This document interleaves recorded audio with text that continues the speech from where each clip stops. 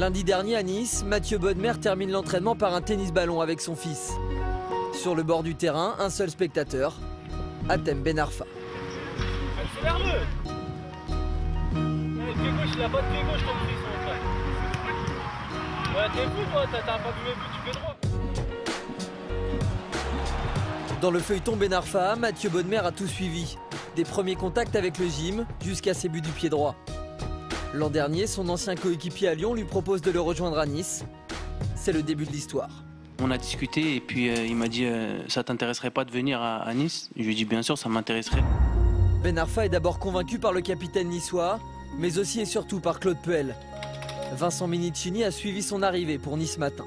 De la vie de l'entourage d'Hatem Ben Arfa, on parle d'une rencontre assez forte entre les deux hommes. Claude Puel lui a rapidement un petit peu donné les clés du camion en changeant de système à l'intersaison, en passant en 4-4-2, en lui donnant un petit peu les clés de l'équipe. On disait que c'est une personne très dure, très rigide, etc.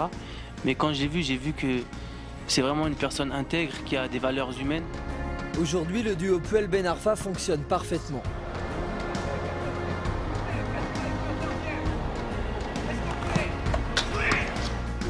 Les deux hommes échangent énormément, comme lundi dernier quand en plein milieu de la séance, ils s'isolent et discutent pendant de longues minutes.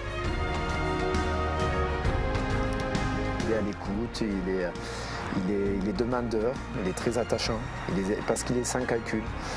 Et ça, c'est quelque chose d'énorme, c'est quelqu'un de vrai.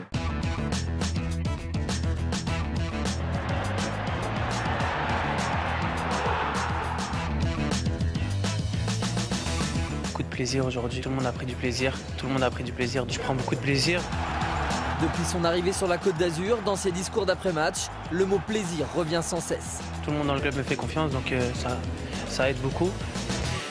Et puis il y a vraiment une bonne atmosphère dans ce club, on travaille dans la sérénité. La bonne atmosphère dont parle Hatem Ben Arfa, c'est sûrement ce qui différencie Nice de Lyon ou Marseille par exemple. C'est en tout cas l'avis de son ami Mathieu Bodmer.